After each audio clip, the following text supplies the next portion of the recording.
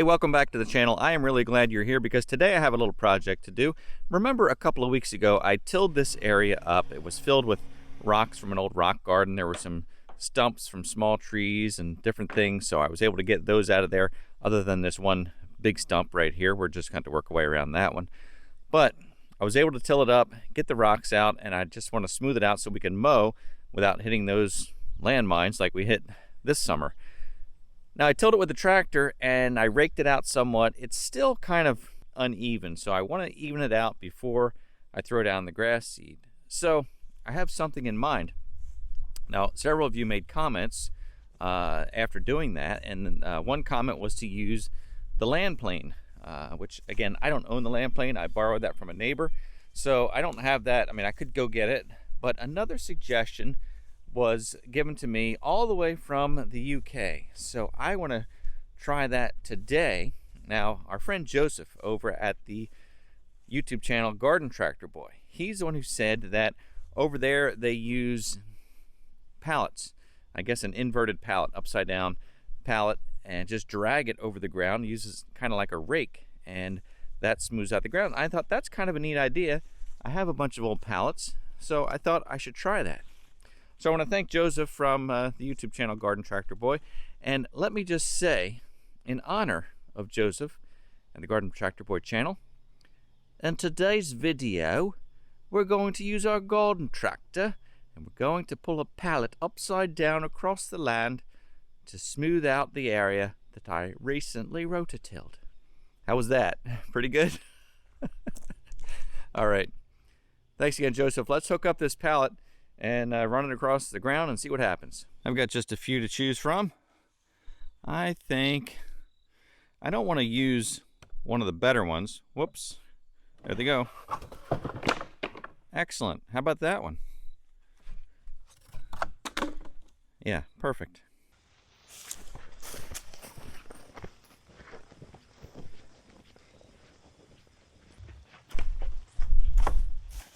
This really makes a lot of sense.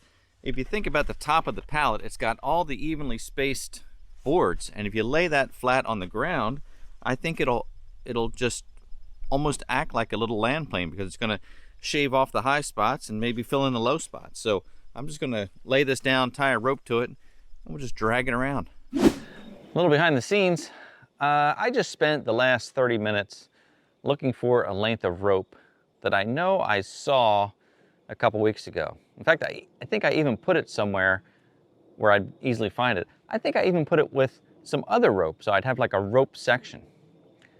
I can't find it anywhere. But I came across this tie down. I thought, well, that's a good idea. Just use one of these tie downs. But then I thought I need two of these tie downs. I need to find a second one. So I went to the truck because I keep some in the truck.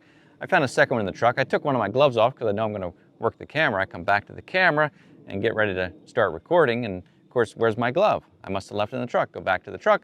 I find the glove in the truck along with two other gloves, and now I come back to the camera and I notice that my battery on my microphone is very low. It's in the red because I didn't charge it up first. So I thought, I don't want to wait for the battery to charge, so I'm going to get a battery pack and plug it in so I can have the microphone working while I'm recording. So it's plugged into a battery.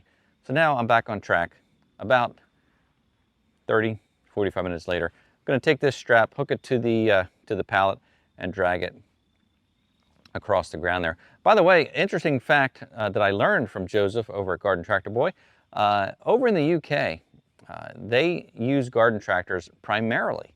Here in the US, it's rare to find a garden tractor. This is really a lawnmower, but over here, zero turns for mowing the grass and compact and subcompact tractors for everything else. Over there, they don't have a lot of compact and subcompact tractors. They don't have zero turns for the most part. Everybody has traditional lawn tractors. So that's interesting how different it is in a different part of the world. So, all right, let's hook this up. And I'm losing daylight.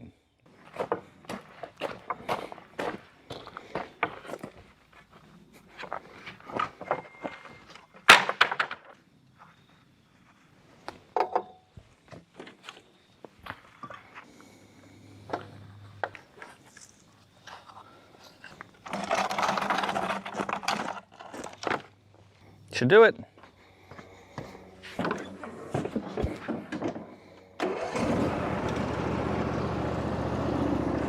make this rather snappy, won't you? I have some very heavy thinking to do before 10 o'clock.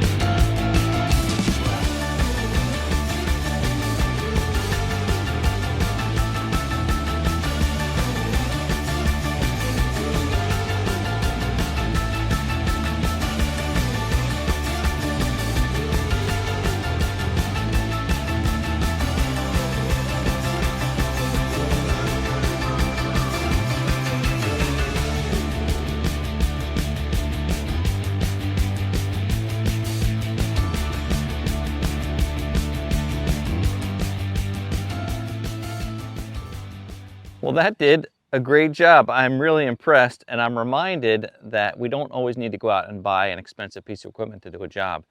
There's an example of just taking an old pallet, laying it upside down and dragging it around, and it leveled out the ground, it helped pack it down a bit, and I'm ready to throw down some grass seed.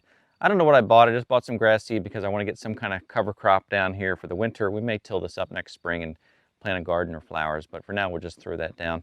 I do want to thank our friend Joseph and his father Ian from the YouTube channel Garden Tractor Boy. I hope you'll go check that out. He does some really interesting projects with some vintage garden tractors, and just a great presentation. So thanks so much for that. Thanks for watching. I look forward to seeing you next time.